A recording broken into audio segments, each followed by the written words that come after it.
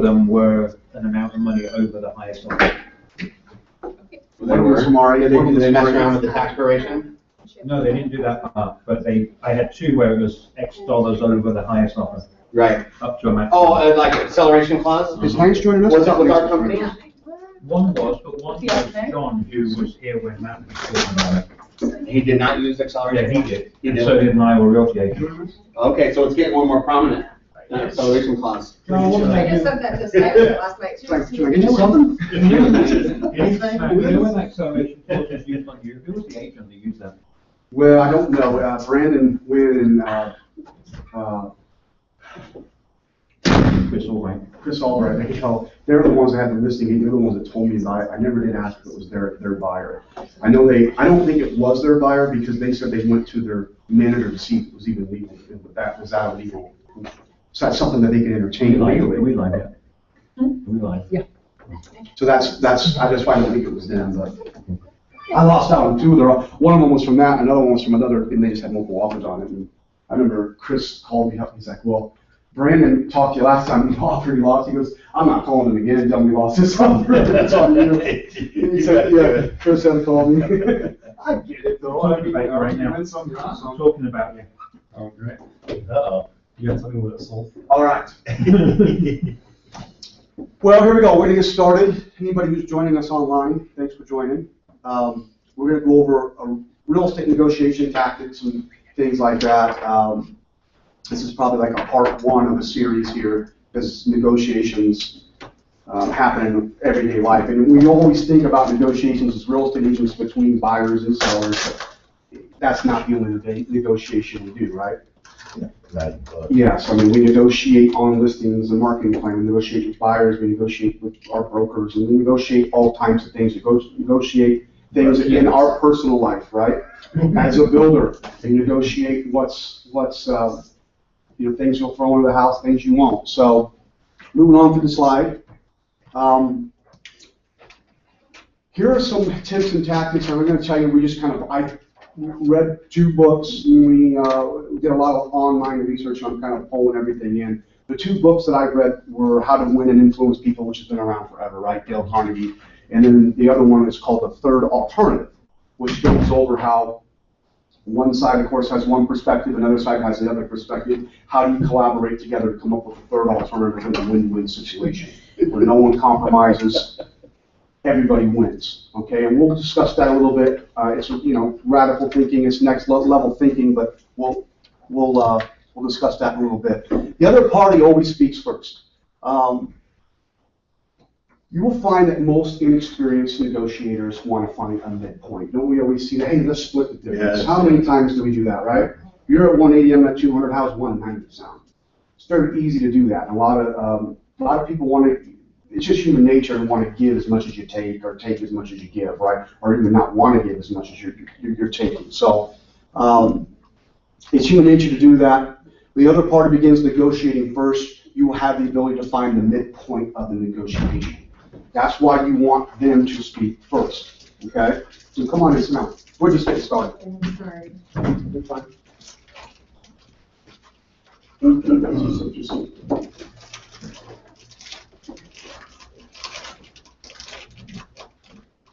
Now, one thing that's nice about people wanting to find the midpoint is you can kind of prepare your seller from the initial offer of how this might end up, how the counters might go back and forth, right? Say, well, we're going to counter this, expect this counter back, and then we might arrive here closer to the middle. Now, if you can prepare your sellers for this, what happens is they have a little bit more time to marinate on the thought of it. It's not going to be some kind of knee-jerk reaction, well, I'm not taking $10,000. Give them some time to think about it through the process, have their minds come around to it. But also, you'll look like you're a seasoned pro. When the negotiation kind of takes shape the way that you told them it was going to, and how many experienced agents here have done that? Kind of told the sellers, hey, I don't have a crystal ball, but I have a feeling this is how it's going to go down, and it takes a similar approach. You look like a seasoned pro, right? It's important to make sure that the other party presents thoroughly their entire presentation. Don't interrupt them because you heard something you didn't like or you have a question to. Let them get through their entire presentation.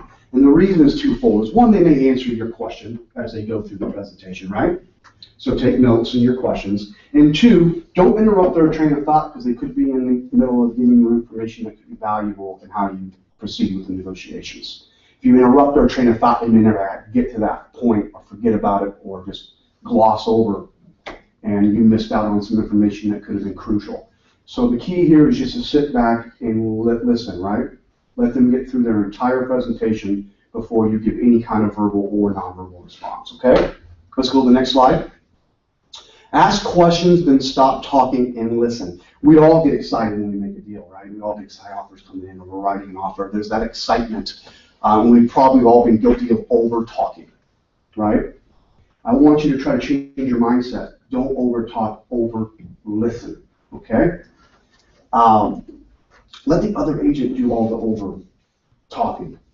You ask questions and let them elaborate. Because, and I'll skip down the bottom, this is kind of the fact-finding part of our mission. And information is key. And if you ask the right questions, you might find that you can solve a seller's or a buyer's problem. And then it becomes, then you have knowledge, you have information that maybe competing offers don't have because they didn't ask the questions. They're just thinking price and terms when, like for an example over here, let's say, and everybody has this in our market right now, seller's having a new home built, won't be ready for 4 months. You have a buyer that's in a month-to-month rental. You think that information might be useful in how you present your offer? Mm-hmm. Versus other people that have to be in 45 days because their lease is expired and they're going to be homeless, right? You'll hear something like when you're negotiating, well, my seller just doesn't have room to come down much more. I just don't know how much room they have to come down. When I hear that, I'm hearing, you have room to come down, right? Mm-hmm. So they're trying to tell you, hey, this is the price, but really they just gave you an opening that there's more there. So listen, ask questions and listen. You'll always get ammunition on how you can better negotiate, okay? I always ask open-ended questions that require answers. Don't make statements, ask questions. Let them elaborate. Again, it's the fact-finding part of our mission. When if someone's family has been relocated or moving out right away? Wouldn't you take $10,000 less on a $350,000 purchase if it was cash and I could close in 2 or 3 weeks and not have to worry about handing it over to a relocation or financing or, you know, it bombs 60 days through? If you didn't ask why your seller's moving, or you know, if you didn't ask what your seller's timeline is, if you didn't ask those questions and what's most important that your client, you wouldn't know that. And the agent that did do that research, that recon, right? They have a distinct advantage over you when they're putting an offer together. So it's important to call the listing agent or call the buyer's agent when they're thinking, trying to figure out what needs, what problems can be solved. Because it doesn't always come down to price, right? It doesn't always. Sometimes it's timing and all that stuff and that matters. I mean, me not having to move twice with 3 kids and a dog, that's worth something to me. I don't know what, but it's worth something, right? It's $5 figures probably different for each person, but it's worth something. The point here is knowledge is power, and asking the right questions is listening will often bring you something your competitor don't know. It could make all the difference, okay? Let's go to the next slide. Stroke their ego. Everyone likes to work with people who think highly of them in the job they do. They really do. It's simple. Be charming. Be engaging. Compliment somebody. You know, Bob and Jones and I are good friends with XYZ. He said you were wonderful to work with. I'm excited to bring you this offer. Wouldn't that make you feel good about yourself that someone was saying good things about you? You know? You built, you know, go to a builder like John. Hey, man, you built that house. I was in it. You did an amazing job. You're an amazing builder. I really like everything you've done. Yeah. If I was sincere, I got 2 you can buy, right? Yeah. But if I was sincere in that, if I was really sincere, right. I mean, that would make you feel good, right? About what you're doing. Your chest might be out for the next 20 minutes. This is where I'm getting this from How to Win and Influence People. And the book's been around forever, right? Make people feel good to be around you. Because more often than not, I might forget the compliment you gave me, but I'll never forget the way you made me feel. Is that right? Yeah. I can't, this just happened the other day with the KW agent. He's like, he texted me and said, how's your showing go? And I was really excited when I heard you were showing. I don't know what that meant, but maybe it's good. So, and let's face it, people, That's a really good approach to it get is a good feedback. approach. It Yeah, is a good I approach. want to give you feedback. People love feeling what they do matters to somebody, right? We all want to be appreciated, whether it be even in your own personal life. You know, when I look at Lance, I thought, man, you've been a great father. Look at your kids. Doesn't that make you feel good? You know, and I mean, everybody. How many here have they had kids? How many have kids? The majority of us, right?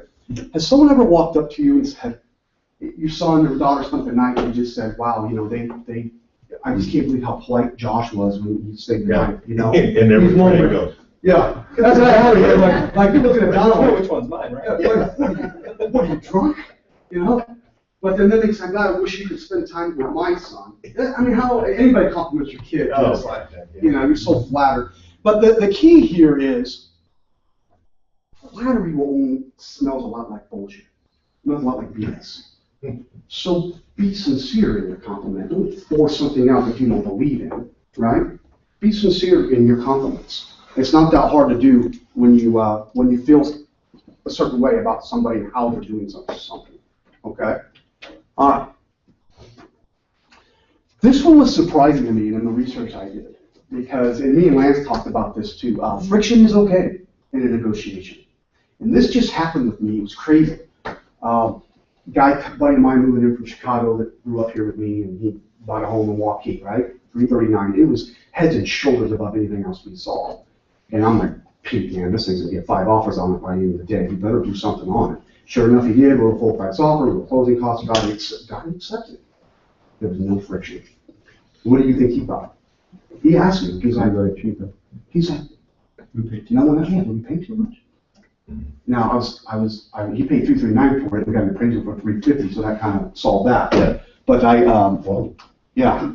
So, you know, sometimes having a little, they're expecting a little give and take, right? They're expecting some friction. And we're in a different market now where sometimes you're just like, hey, listen, you got to go strong, you got to go quick, maybe different. But in a normal market, you can try to put. So this is a tactic. Again, in this market, you can take it or leave it. But you could put some things in the purchase agreement that aren't necessarily important to either your seller or your buyer. And then when those things are negotiated by the other parties, I'm not leaving the washer and dryer, I'm not leaving the lawnmower. Your buyer says, okay, cool, fine, I'll take your counter. And that seller feels like they won.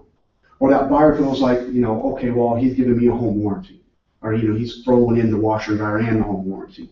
A little bit of friction there is okay. They feel like there was some give and take and there was some, you know, someone won something. They got something that was important to them. Okay?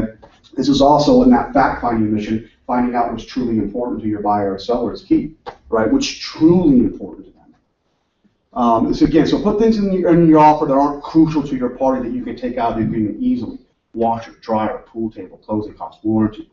And then you can always go back to whatever is the most important and make the other party feel like they want something. It just, one thing, there is a way to add friction to a transaction, even though it's quick and it goes smoothly.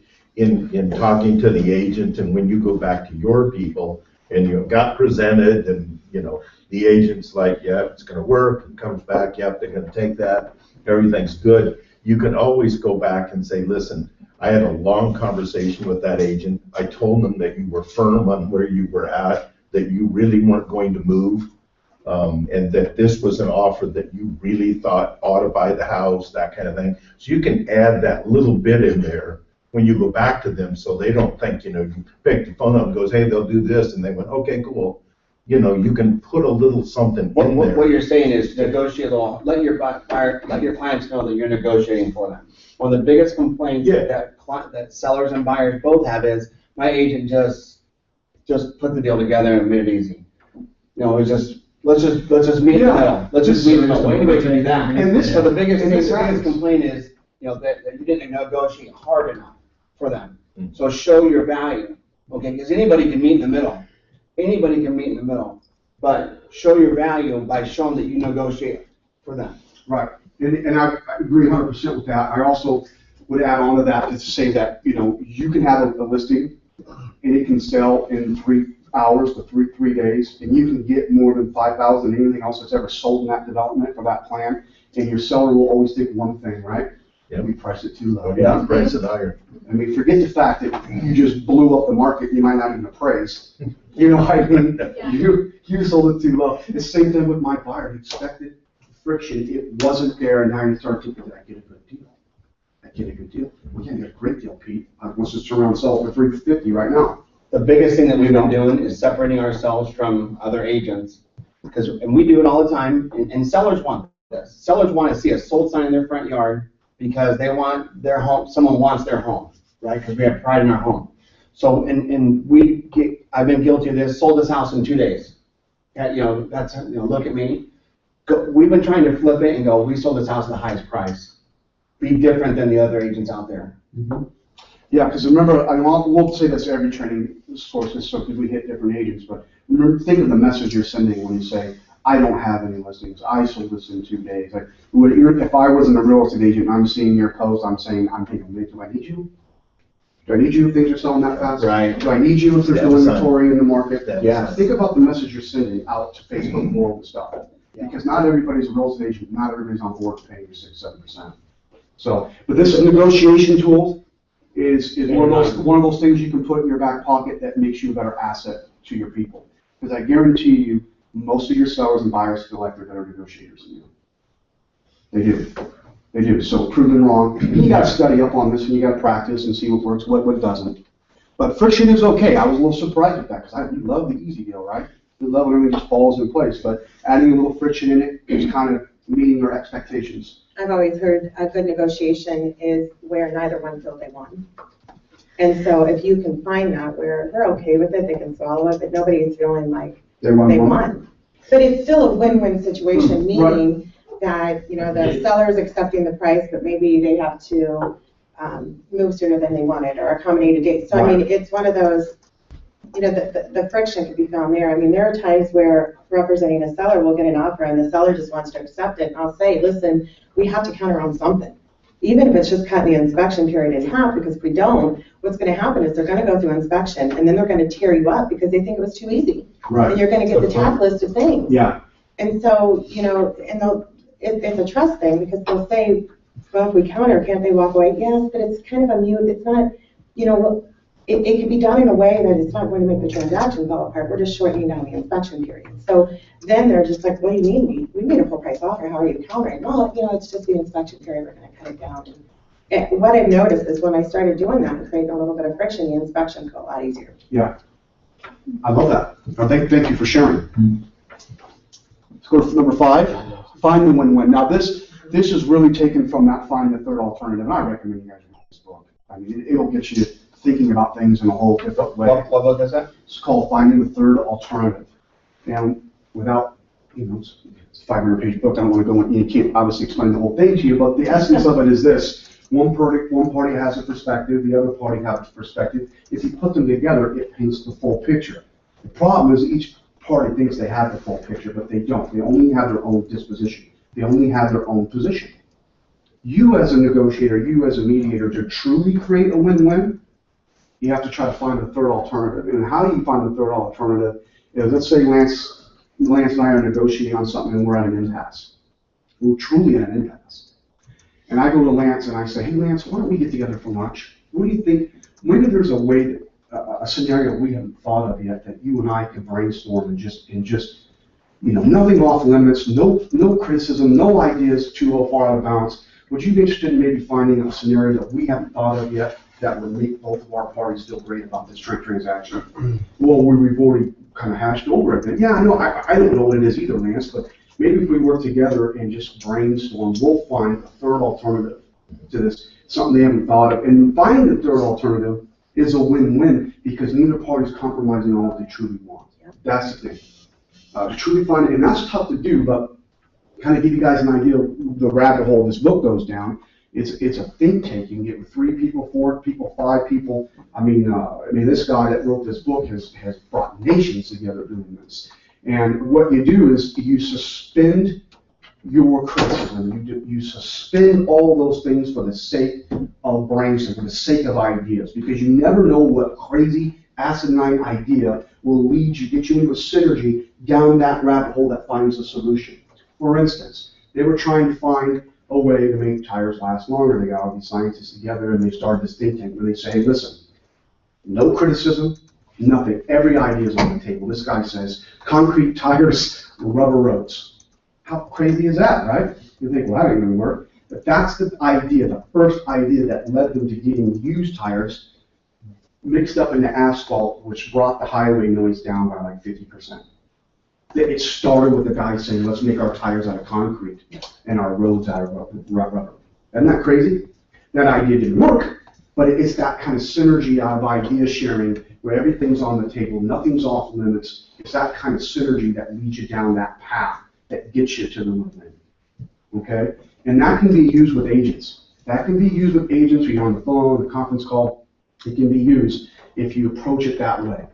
And if they say, well, we don't have a solution, we've got this. No, I know, we don't have a solution. You and I are going to sit down, we're going to create one. Though. We're going to create one together, which means it isn't just brainstorming. Maybe we haven't thought of something. Maybe, we can find something that works. Does that make sense? And again, to truly find a win-win, no concessions or compromises were made by any party of the transaction that they had made clear and crucial in making the deal. To achieve this requires complete collaboration from all parties involved to find a third alternative. This requires a suspension of judgment and criticism on any ideas that are presented by any party. This requires a focus to reach out and connect with other agents who might have already executed this win-win scenario. Right? Other people might have already reached this. Guys like Lance and Nigel, guys who've been in the business for so long, they might have already been through this. So don't be afraid to reach out to your senior agents and your senior brokers. Or otherwise known as old farts. Yeah. So, and again, this will give you an idea to be creative in all those things. So, in fact, I'll give you another scenario of crazy ideas. There was a malaria outbreak in Africa, and they couldn't control it, and they were using this DDT. Everybody knows what that is, right? Everybody knows what DDT is. It's a really highly toxic chemical, and just basically wiped out all the mosquitoes. Well, it's so toxic to the ground and everybody else, they stopped using it. The mosquitoes come back. Now malaria is on the rise. So one scientist says, and this is like Mark Zuckerberg and all these guys are getting together to try to figure out, Bill Gates, they're all in this room trying to figure out how to solve this problem. People, all the rich guy. One scientist says, hey, what if we use lasers to zap all the mosquitoes? What the heck are you talking about? Billions in this guy. But sure enough, that's what they did. They set up invisible lasers around the camp, and every mosquito that came in died. Cut malaria down by 80%. That crazy, asinine idea is what led down to the synergy of it actually happening. Okay, so that's another third alternative because they didn't want to use something that was bad for the environment. They didn't want to use something that was going to have effects on person's body by being around it, right? Like Agent Orange, remember back in the Vietnam states. So no idea is off the limits when you're trying to create a third alternative. It's that synergy, and that when everybody's sharing ideas, that's when you know you're getting to the point of synergy that's going to lead you to a solution, okay? Find a win-win. Silence is deafening. Remember when I told you to stop talking and listen? Silence after hearing someone's initial pitch or offer can be a very useful tool to communicate displeasure non-verbally. When hearing a displeasing offer, stay silent for 10 seconds or even 10 minutes, whatever it takes for the other person to break the offer. So that's silence. What you'll often find is they start negotiating with themselves. Remember we talked about that midpoint? Let's say, Lance writes me a little offer at 180, I'm at 200, and we sit down and I just kind of, even if it's on the phone and he's silent, are you there? Hey man, are you there? I'm silent. It's like, yeah, I'm here.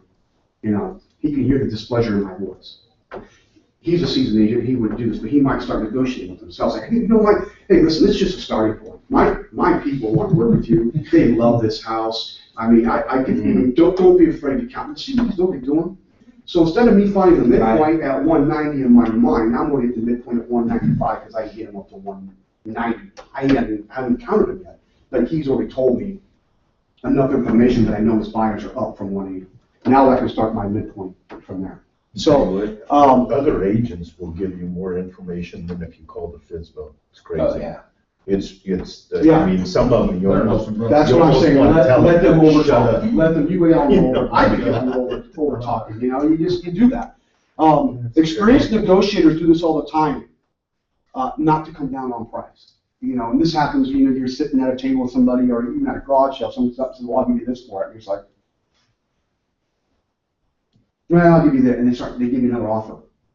Let's show an example of this on the next page. Everybody knows this movie, right? I love this. To make it bigger?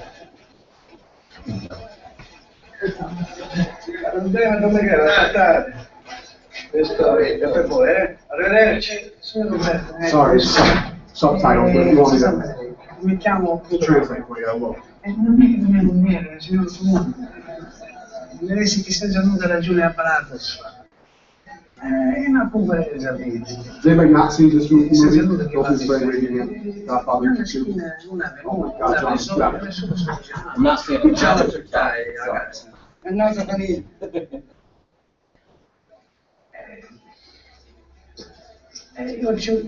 Io ci visiti famiglia a parlare con voi, come sia capisce ragione sta solo la fa. Io si sbarazzati da besci che cos'ha tutto sto casino. E allora? Believe it or not. Non posso. Non posso dire siciliano. No, sono calabrese io. Io vado a questo favore, non paesano no. Ma già l'aspettai, Non ne posso fare malaturi, non vengo lì. Devo pagare un cassare. Vabbè, quanto pagano che sai come disse? 5 scuse. Caggi sono se messi d'anticipo. Ma non ci decise niente, è una cristiana orgogliosa. E non venisse a tomare intannato se messi. E ma c'è tu cane a restare. Watch me do it. He's getting the last concession. It's off stage, right? Tutto cazzo sì, che stanno come l'ordine a mia mano di comando. Oh, poi stai attenta come parlo con me, capisci? Ma se noi con le cose un po' non sappiamo dove andare a sbattere, andate a volante, mentre la strada, andate a fare. Non fai sto piacere. Magari chiesto, non uno scordo. E spiace la mia città in questo vicinato da solo io. Io ti sanno dire come io saccio favore. A San Benedetto. Okay. A San Benedetto.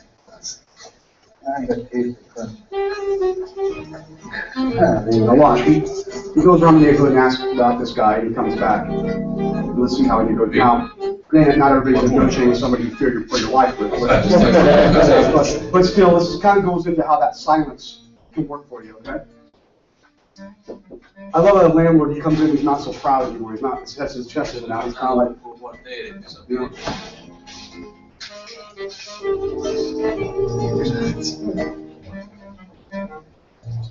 Scusate, spero che non vieni a scongiacare, Don Vito. E che posso fare, Don Roberto? Come ne capiamo male? Ma non come ne capiamo male? Ma come? Ma signore, come non può stare in casa? Certo che può stare. Grazie, grazie. E ora portai i soldi che mi restano. Gli do il resto. 1, 2, 3, 4, 5, 6, tutti. Perché con Don Vito i soldi non servono.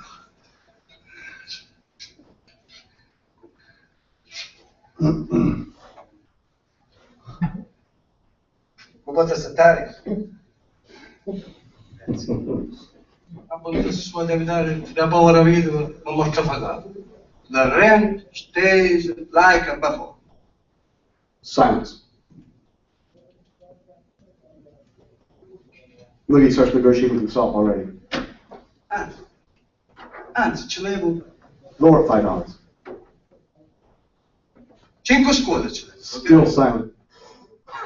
He comes down $10. 10 ce l'avevo, Don Vito.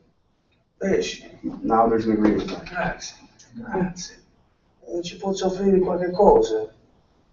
Una tazza di caffè. Ma io volessi, You can tell simply from his silence that he's not pleased. No, non posso, una cosa, appena mi vedete, vieni, ne pigliamo un caffè, facciamo, non capiamo se sono amico, ma ora mi dovete scusare. So we can go to the next slide. So again, it's more fun than anything because you're not going to fear for your life. You're not facing Don Corleone. But It's not true though. but it still goes true on how being quiet and and It's bad, you know. try being quiet and looking away and kind of showing displeasure, you can get someone to negotiate with themselves. Okay?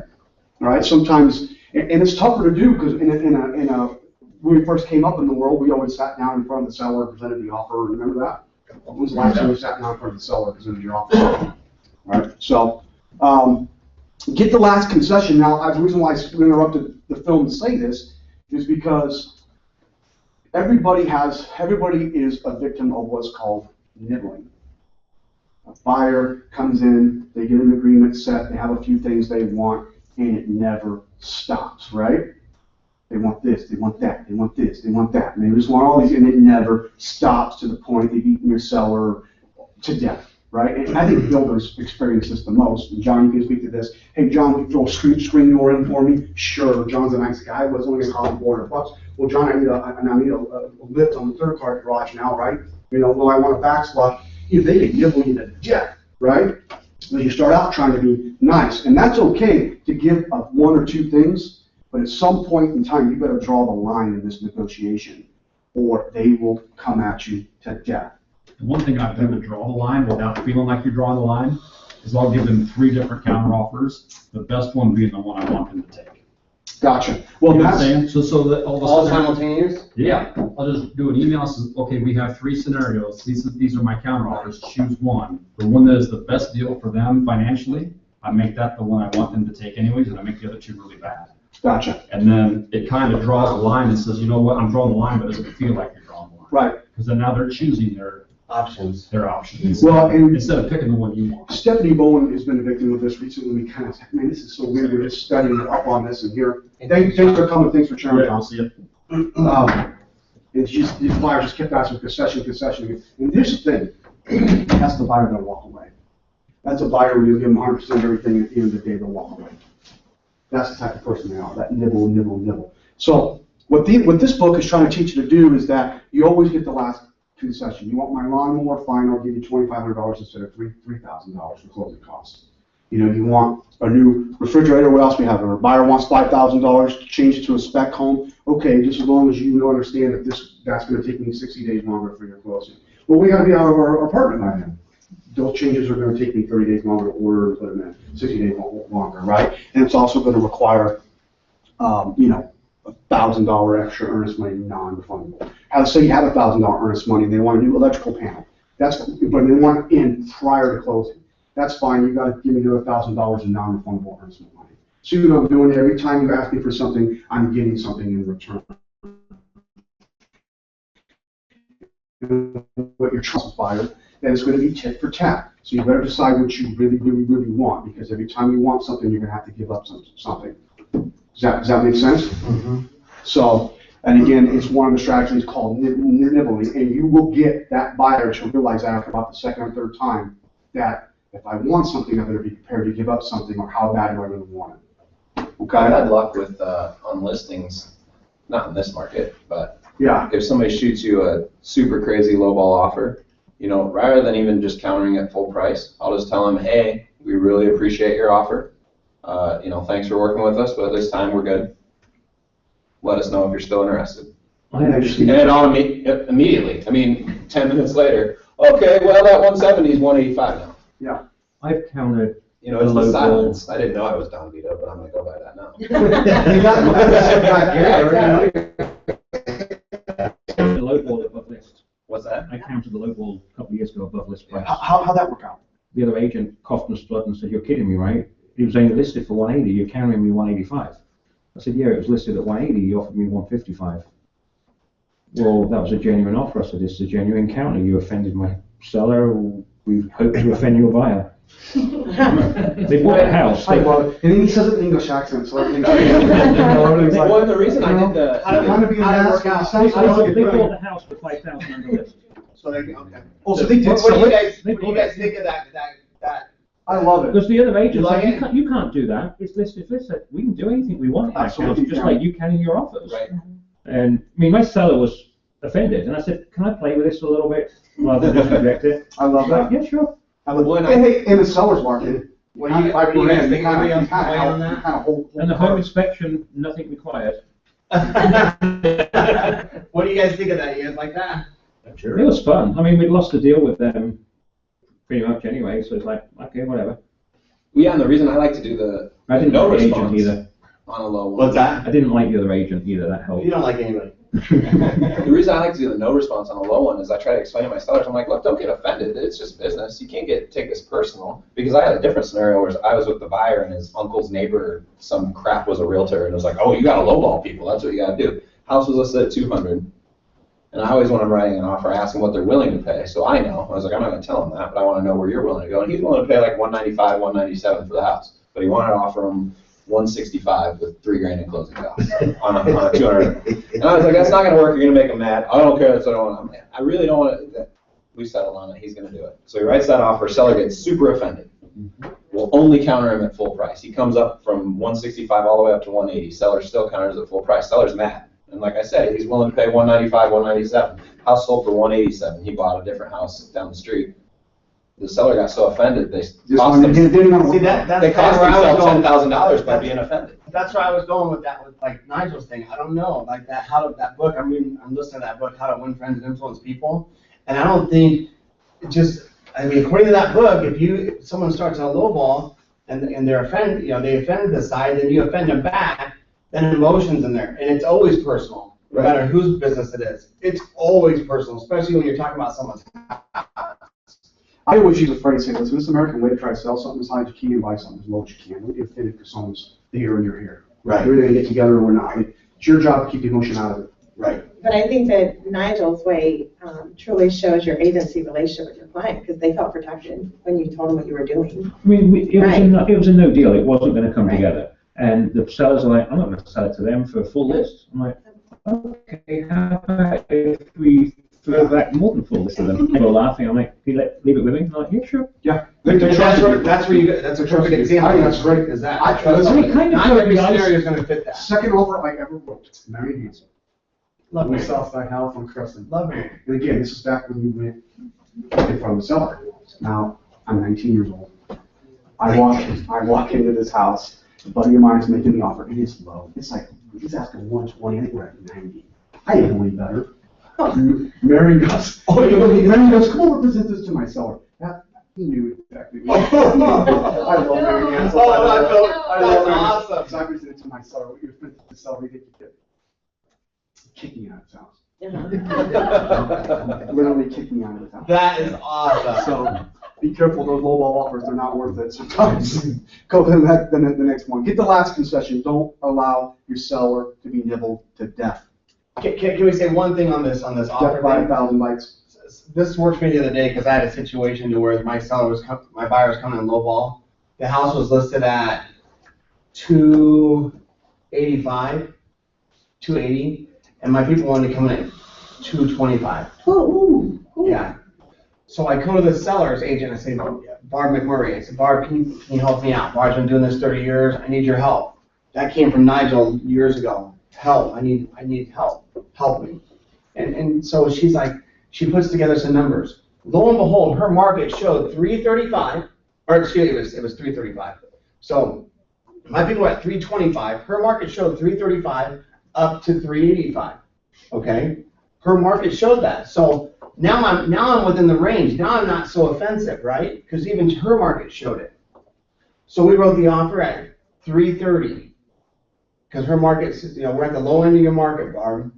And I said, and I kind of explained that. So I think that approach kind of helped because it was her numbers. And she goes, I knew you were going to use this against me. And I think, the numbers are numbers, right? And so she was kind enough to let me see those, she didn't have to. She could have played around with Matrix and got that average up. But she's just a straight, Barb. You didn't tell her I taught you that, did you? No, I didn't. I love that, though. I love that strategy. Present data. Can I- Justify a low offer. Can I add Sure. one more thing? Sure. One of the things that I've been adding in, especially if they ask for closing costs, is that last concession, is putting in writing, because nowhere else in writing, I had an addendum that puts in writing who we're accepting this offer, what lender and what loan officer. Because I had one that after we accepted an offer, they switched loan officers to a bank that I would have never accepted. And they never close on time. Right. And so when I called that loan agent, he said, well, you don't have anything in writing that says they have to use it. And I thought, not today, but going forward, they're going to. And so it says, it says that sellers will only pay closing costs as long as we close on or before, and I give the date. Nice. Using this lender and this loan officer. And that way, it's that last concession where they pick the loan officer, they picked who they pre-approved. So the only reason they wouldn't sign that addendum is if they didn't have trust in who they're using. Well, if you don't trust your own person, why am I? Right, good call. And so if they won't sign it, we don't want to get in contract with them because they don't even believe in their own lender. Yeah, we see a lot of pre-approvals being generated that, aren't worth the paper they're written on. Yeah, and then if it closes, late, and then if it closes late, you're going back to your seller saying, hey, we're closing late, but you get $2,000-$3,000 back. Right. And they're not too upset about that. No, for sure. I wish I would have had that information with this deal. It's in my head that you're just, they switched to NC.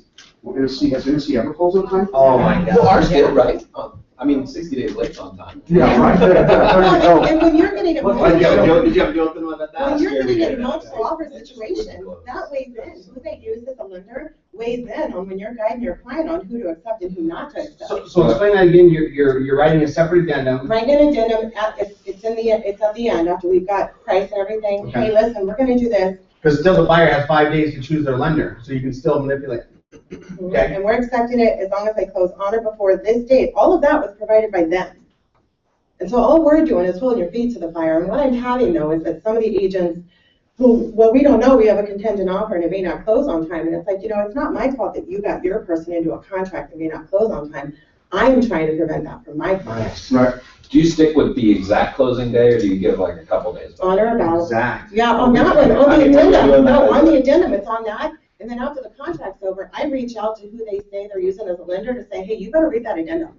Well, because I just mean there's, unforeseen circumstances, but. But you just have to bring us into it. All you Yeah. have to do is communicate. Right. Okay, I like it though. I like it. If it's working well for you, definitely share it with other people. We got the slide up here. Question on that. Yeah. What if, for some reason, there's title issues and it doesn't close on time because of the seller's side? Yeah. As the buyer's agent, I would say, okay, then, I want. Well, then I would say that as an experienced agent, that's something that you would add on in the tagline, but my job is to protect you. Is to protect me and my seller. 100%. See, Yeah. a good question. So what you do is you probably steal some verbiage from the REOs that you sell and just say, if this doesn't close by any fault of the buyer or any fault Right. of the seller. You guys are both right. All you're looking out for is your side. You're trying to help everybody. By the same token, we've got to be sharp enough on the other side to put those clauses in place. And I would, Protect yourself at all times. and why would the seller have a problem signing that? You know what I mean? And that would be right. Listen, this is giving them peace of mind, it's getting us peace of mind.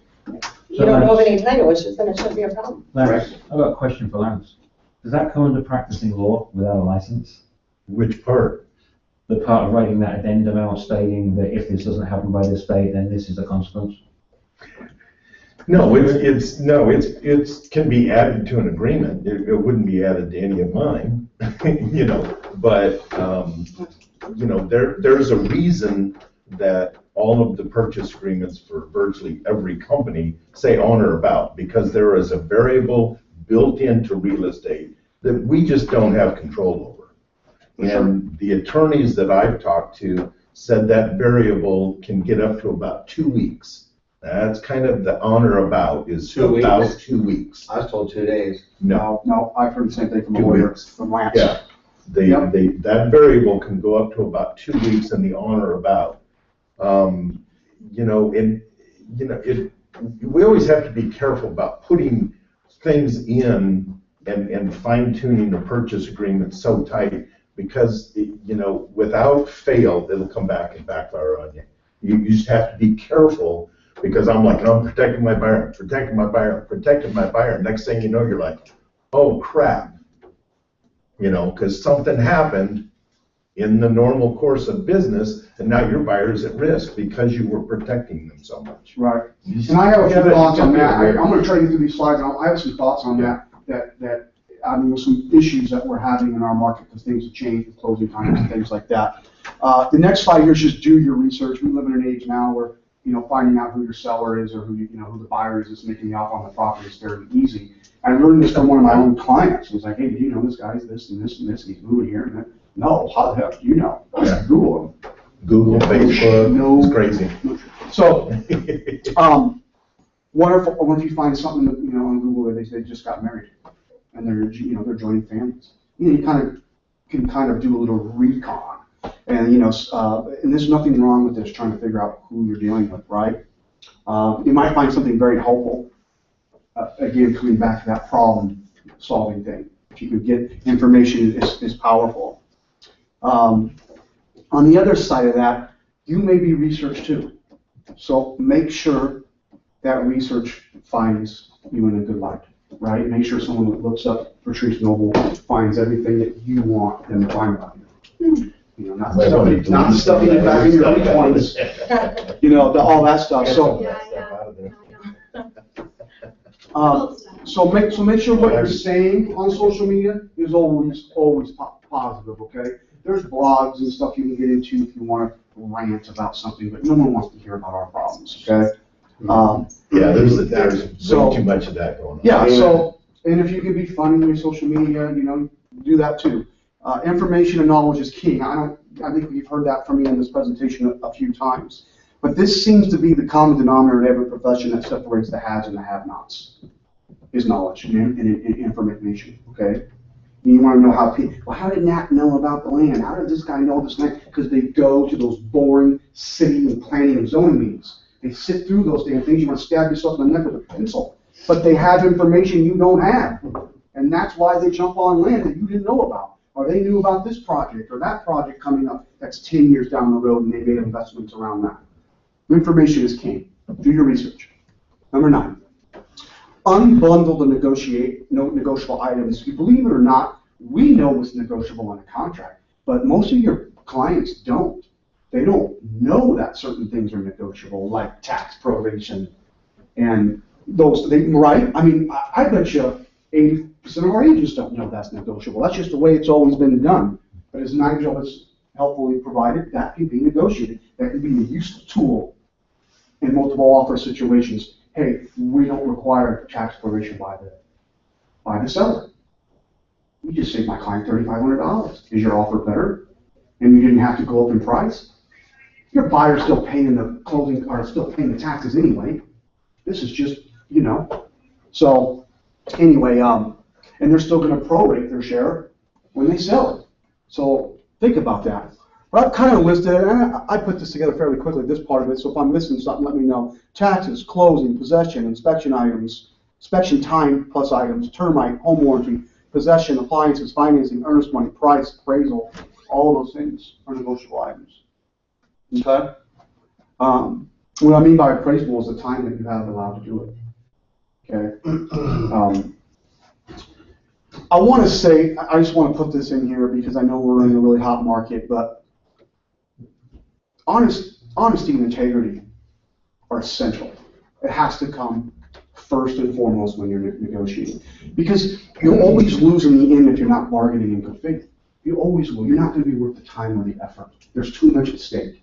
And if you're not bargaining in good faith, people will pick up on it. Maybe not this deal, maybe not next, but they will. And then what's your reputation at that point? What I mean by this is feigning interest in a home that's not there.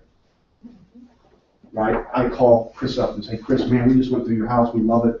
We're going to sit on it tonight, but we're going to, we might be making an offer in the morning. And you say, well, we had 2 showings tonight, and someone's the second time through. None of that's true.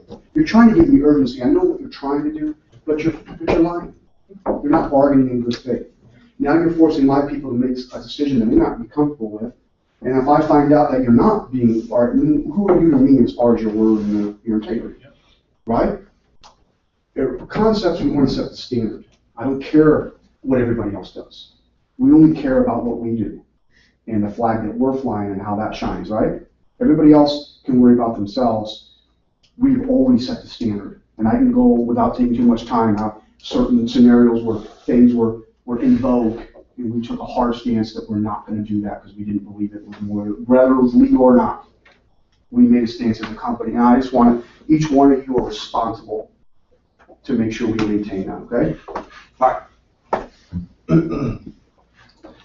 Tips you can use. This, number one, is the most important. Yes. Everybody has been guilty of this. No one has been offended this or been a repeat offender more than me. And that is to keep your emotions out of the negotiation. It's important to remain cool and calm at all times. You will only feed into your client's fears and insecurities by being overly dramatic. And I don't care how that buyer's agent or that seller's agent comes across to you. It is not up to you to go pass those emotions on to your client. You have to set the temperature in the room at all times. And where you set it by being cool, calm, and collect is how the transaction will go down. If you let your emotions to get into it, that seller's going to feed off that. Okay?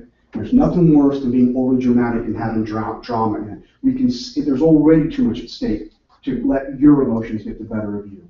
Okay? Becoming a master of your emotions, though, becoming a true master of your emotions requires a lot of discipline and a lot of time. Because we love our client. A lot of them we're good friends with, maybe family. You know, people we want to go to bat for them. They're paying us. We value their business. So it's very easy to feel like they're being slighted, or they're not getting a fair shake, and then we get upset because they're ours, and you're messing with my client. You can't take that hard-line approach. Always stay cool, always stay calm, keep the tone of your voice, and I could go over dozens of instances where I failed at this, okay? Couple things, and I'm getting better though. Maybe refer to whomever you're working for as the buyer, the seller. Okay, it doesn't show possession.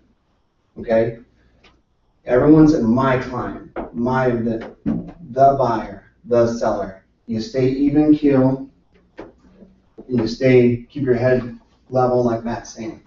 And then the communication is key. Being able to articulate your client's wants and needs as well, stripping down all the fuzziness around you, figuring out what's really key to your client. And to be able to articulate that and communicate that back to your buyer or seller. Sometimes you have to remind them what their motivation was in the first place. You know, why do we care about this lawnmower? The idea was to get little Johnny in the school district and roll us there. You know, remind them of their motivation, be able to articulate back why they decided to move in the first place. Keep your eyes on the prize. That kind of goes into what I just said. Negotiations can take time. You have to kind of let it, you lead it along, but you can't push it and you can't pull back on it. It's got to kind of take its own course, and don't be afraid if it takes a little longer than you're comfortable with. We're guiding the transaction, negotiating to an end goal. As long as it's moving in that direction, you can explain to your clients how you envision getting the end result they're looking for. You can kind of say, hey, here's where we're at, and this is how I see this going down. Stay relationally connected, not transactionally connected. These people are not a transaction. They are people that you've built a relationship with. Okay, make sure you keep that in the forefront of your mind. All right, because it's that relationship. And I think, if you've been in my classes, I've said this over and over and over again. We are in the business of creating and maintaining relationships. We sell real estate as a byproduct of that. Okay, without creating and maintaining relationships, you have no business. You're just taking stuff that falls out of the sky. Okay, so you have built a relationship on trust and service. Make sure through your words and your action, your client always knows you're doing what's best for them because of the relationship you have built and the importance of maintaining that relationship going forward.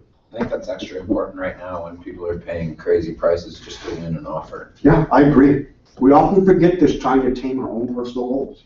I want to sell 80 units this year. I'm at 60. You know, that doesn't matter. That doesn't matter. If you take care of the relationship, your deals will fall in line. I'm a firm believer in that. The strongest thing you can do as a negotiator, I don't care if you're at a garage sale, you're negotiating a car, you're negotiating a house for yourself, be willing to walk away. The strongest negotiators will walk away. Right? Don't you, your clients, fall in love with the home until you're handing them the keys. They want to like the home, don't love it until you give them the keys. Be willing to walk away. This is an attribute of a strong negotiator. Because when someone walks away from the table, the other person that's on the other side has to really decide whether or not it's worth coming back with something that might be agreeable. Seek common ground, always try to create the win-win. We do this by listening to what is really important to each client and finding a solution everyone agrees is fair. It was important to you, Johnny, that we moved while your kids were out of school. It's important that we moved from east side to Waukee. Let's not let these two things hold us up from it, because this is really, I know it's emotionally weighing on you right now, but it's not really important in the grand scheme of things. All this ties into each other, keeping your eye on the prize, reminding them while they're moving and how you're obtaining the goals they originally set out to do. I have to do this with one of my clients every day. He psychoanalyzes every buyer that comes through his home. And I find I'm just like, buddy, he's a good friend of mine. Like, I need you to do something for me. I need you to get a pen and pad out. I need you to write down every question you have, and then call me at the end of the day rather than call me 9 times every time you put a bomb in your head, okay? Because you're driving me crazy. Avoid the commission equity. Your commission is negotiated when you take a listing or you take on a buyer. It is not negotiable as part of the deal, okay? Now, if you have both sides, I mean, you can do whatever you want. But this is not something at the table that you're allowed to, correct me on that, you can't put commission in a purchase agreement. You can't put commission in the purchase agreement. Can't put commission, you can't negotiate part of that. So, and I'm going to tell you something, if you're a true professional, you're worth more than you're getting paid now, you're getting paid more than that. Because you've got to be able to bring that asset, be able to articulate that in your asset, and choose your clients. Okay, I had to do this with my own cousin the other day. You know, he wouldn't cut my commission on the bill to work. I said, please told because, to be honest with you, what you're paying me isn't enough.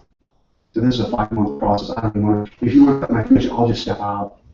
I said, you go ahead and do it on your own. Well, you can't. I know. I said, I what you're paying me isn't enough. I don't want to do it for what you're paying me. What you're billing me in. Wow. You know, so this is not a, hey, I'm really mad at you or bad feelings. This is an opportunity for you to walk away and go save that money that you're going to build in. And 4 months into this, and then it's a problem. Because right now, I'm okay with walking away. I'm okay with letting you go. If you don't see the value in my services, that's fine, but I know what I'm worth. And he goes, well, you're worth $9 grand? I said, well, we're done with this. You're going to wish you paid me more. How's that? You're going to think you want to pay me more. I'm going to wish you paid me more. Yeah. And I'd like to get some of your guys' views on this as far as the tennis ball matching, go back and forth. In my experience, you got about 2 or 3 counters on each side before it gets to be, it's not even about the house anymore. Yeah, it's about your way versus my way. Now it's not even, you know, I feel that too. I mean, I make an offer, you counter. I counter, you counter. I got about 1 more counter in before I kind of think about the deal with one. So countering is good, but you got to be able to make sure that you only have 2 or 3 moves to get you to where you need to be. Okay? So go ahead. Let's go to the next slide. Magic phrases. Representing a buyer, my client wanted to make an offer on your home first. What am I implying with that, Lance? There's another one out there. Isn't that great, though? That's Tom Ferry. Yeah. That's what I'm getting from Tom Ferry. Representing a seller. We received a lot of interest in the property. If you're going to write, you may want to give this your best shot. What am I implying? Did I say there's multiple offers? No. Now again, go back to integrity and honesty. That better be true that you have, multiple showings set up. But what am I implying? I'm implying that I don't have an offer on the home today, but there's showings and there could be. Interest is a relative term. Right, that's true too. I don't know, I got 10,000 hits on my Facebook ad for it. Yeah. Competing against 10,000 people. 10,000 people have looked at this house, and they're all deciding. These are phrases that you can use with your client that seem to have a really good effect on them. It's a fair offer. Or even when you're talking to the other listening to this is a fair offer. This sounds reasonable to your client. This sounds reasonable. How about that is not unusual? What do you mean about being on buyer's closing costs? Yeah. So $150,000, this is not an unusual cost, right? Yeah. I understand. Someone tells you the problems and why you're, not being understanding, empathetic, all those things, right? I love the next one. Yeah, I see where you're coming from. That means you're full of shit or whatever. Yeah.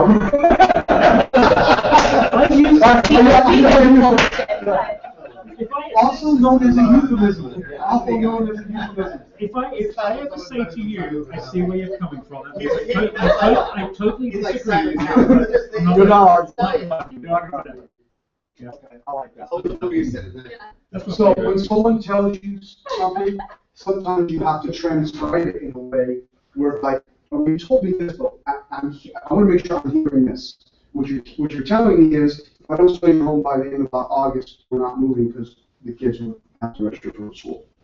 You know, so what I'm hearing you say is, you know, strip it down to what they're actually saying, because sometimes they, you know, they go in the whole. That's better known as shooting straight. Diatribe of We what. passed over the one that's actually a closing line that I want to make sure you're comfortable. That's a close, and that's a very easy close, and people like it. Yes. It's a way to close on it, you know, when you're like talking and stuff like that, it's like, hey, make it as comfortable. And you can use all these others, like, I think this is a reasonable and fair offer. Are you comfortable with it? Going forward with it? I think that's why I that offer that you gave me that club. I think I said all those things. If you would truly build a relationship with the code advisor and your professional that they turn to, they should listen to you. You know, I've had clients, and recently, somebody just has to get rid of them. And I just have a conversation with them, like, listen, I don't think you need me. You know, what do you mean? Well, I just feel like I'm trying to give you advice, but you're going to do it your way, and I feel like if you're going to do it your way, then you don't need me. Oh, I love that. You know, I'm trying to help Sounds Fleur drive. but you. I know. I mean, that's all, you know. And not all of you are in a position where you might be able to do that through some stuff, but at some point, when you get your bills where you want it, we're going to find people that trust you and value you. Because there's nothing worse than working with people who don't value you. You, as an agent, you have to go back into that was a couple of screens ago. You, as an agent, have to be willing to walk away. Yes. When you get to the point, Yes. when you get to That would that encourage people to drop off more too. when you're at the point in your business where you're willing to walk away, you're a better agent than you've ever been in your life. We've lived at that point. Yeah. Yeah. You're This is a powerful statement when you're in business. Yeah. You know, I'm here so you can think that you want to work with me. I'm also here to see Absolutely. So let's go to the next one. Magic Training is almost done. No. 7 types of negotiators that people pleaser, right? Everybody, I want to be happy, everybody just feel good, I want to be a group hug, and you know, always want to find a common ground. These types of people, agents you're dealing with, these are type of clients you're dealing with, these are types of people. They're the people pleasers, don't want to rock the boat, right? Don't want to make anybody upset. I don't even know these people, but I don't want to upset them, right? King of the hill, how about the alpha? Always got to be right, he needs to win, right? Try to make them feel as they want something. Find something that they want, and they'll be happy. Earnest and honest. Laid back and solid, but willing to split the difference, okay? Not willing, I'm sorry, not willing, earnest and honest. They believe they kind of take a hard line in the sand, and it's you, and could take it like a take it or leave it approach. Like, hey, this is really fair, and this is why. If they want it, let's go. If they don't, I'm okay. Let me go find something else. Just really earnest and honest, laid back. Linear and logical, kind of like Spock, right? Normally a numbers person who pays attention to details. Just make sure you're not sloppy. Right, I had this guy, he's my aunt's fiance. He's on a whole other shelf of intelligence. And I consider myself an intelligent person, but he's on a whole other shelf. He's an aerospace engineer, right? Mm-hmm. He works in Seattle. He read through every single word of even the buyer's appointment. He came back with me and said, supposed to be a apostrophe in front of this S, and I mean, he totally yellowed out stuff and made corrections. You get it like this is a run-on sentence. I'm like, holy moly, it's just a disclosure, Mike. It's not even a contract. And he goes, well, and I was like, well, all these contracts are written by attorneys, because that makes me even more scary because most of them are idiots. Yeah. Well, compared to him, mostly everybody's an idiot. It really is true. The emotional ping pong. As crazy as I'm writing all these, my mind goes to certain people. You know, and I have emotional ping pong. One day they're high, the next day they're low. You know, it's also called bipolar. But you know, it's tough to know just how they'll react in any scenario. And, you know, I have an uncle that's like this. He lives on a good day or a bad day. You better catch him on a good day. He's a great guy. But, Lord, catch him on a bad day. Don't bring him anything. Just checking in on you. I'll call you tomorrow, you know. So make sure when you call them, you kind of always test the waters and see what kind of emotional state they're in before you pick up anything, okay? Because that could be all the difference in the world. The expediter. Great negotiations can take time. Slow down and make sure everybody's keeping up with the pace and temperature you set, okay? The rocking chair is the opposite of the great expediter. The rocking chair is great negotiations take time, as explained, but it's always best to keep the negotiations moving forward while emotions are positive. The excitement of the deal in there. You wanna share something? Bullshit. We have a time it's called Stop the Cheat. Shut the hell up. You talked all through the Godfather. I'm sorry. So, I wanna focus on this last one because when a buyer's buying a house, they're very excited, they're emotionally excited. Don't let that excitement fall by the wayside by letting it shrink out too long. You kind of want to hit while the iron's hot, right? I mean, so you don't want to rush it, but at the same time, don't let that enthusiasm, because that's when the best deals can be had by the buyer. Like if you're listing a seller or whatever, even if you're representing a buyer, that's when they're able to really be the most flexible, is in those early stages. If they start letting doubt and all those things creep in, which does when you buy anything of any significant value, now all of a sudden that enthusiasm and that stuff starts to diminish, okay? So is that it? References. Just kind of show you where we put all these things in case you want to research them. Finding the Third Alternative Offer, Stephen Covey, How to Win Influence People, Dale Carnegie. That thing was written and been republished since 1930. And it's still true today. How to Win Influence People. It talks about once a year. Yeah, it really should read it more than once. It talks about just being very affable and gregarious and how you meet with people and make them feel good. And remember, the one I think I took away from the book that I shared is people might forget the conversation you had. People will never forget how you made them feel. Okay? So make them feel a certain way. Make them feel good about being around you. Inman News had the 4-2 negotiating tactic real estate agents don't know. I think that too is a misspell. Should be 4 negotiating tactic real estate agents don't know. It's like Author Shel Spangler. How to Negotiate, 7 Real Estate Negotiating Tips. Author Jay Scott. He's a broker out of Florida, I believe. 6 Rules to Boost Your Negotiation Skills. That was Realtor Magazine published that. And then Breakthrough by Design authors Tom Ferry. So it took me a little while to pull all this stuff together. I think there's a lot more. There's a lot more that we can learn. There's a lot more that we can give you on negotiation. But I'm kind of putting this together as I'm learning it. So I recommend you read those two books though. The Finding the Third Alternative and How to Win. The Finding the Third Alternative I've been using. When I'm coming with an impasse with people, I've really been, even with situations where we've had issues with 2 agents and as a broker I'm getting involved with the other broker, I'll say, hey, we have a conflict here with earnest money return and everything. Buyers want to back out for whatever reason. They haven't really explained why. Financing's good. Can we get together as brokers and maybe come up with an alternative that would work for everybody? It's a win-win for everybody. I don't know what that would be. Well, I don't know either. But I think if we got together and just started brainstorming together we could find something. I mean, not worth a shot. Keep both these buyers happy and make us look like heroes. You're not supposed to worth a shot. That's how you get there. Okay. So the guy that wrote the first book is Covey, C-O-V-E-Y. You're right. And he writes books as well on how to handle your teenage children and stuff like that. He writes some pretty good books. Yeah. He's a good author to read.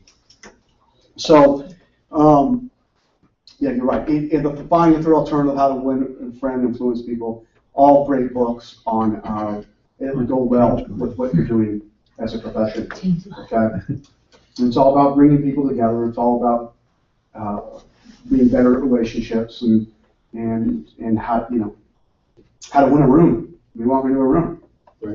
Right? Some people have decided that How to Win Influence People is almost like a Jedi mind trick. Kobe wrote The 7 Habits of Highly Effective People. Right? Yeah. Right. That's a good thing. Right. So anyway, now's the time to share.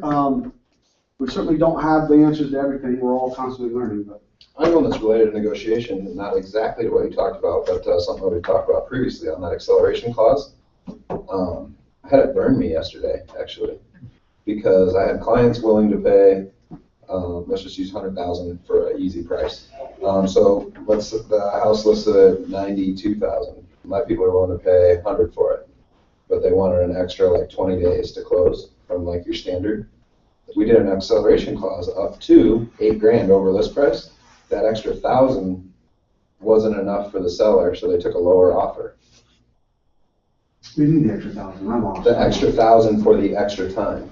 So I did no pay $1,000 higher than any other offer, so they were the highest offer. So, But you because of know that, what? I mean, it's my own fault. I'm not saying that clause doesn't work, but No. they were willing to pay, the higher amount. You Yeah, that's what we just went over today. It wasn't about the money.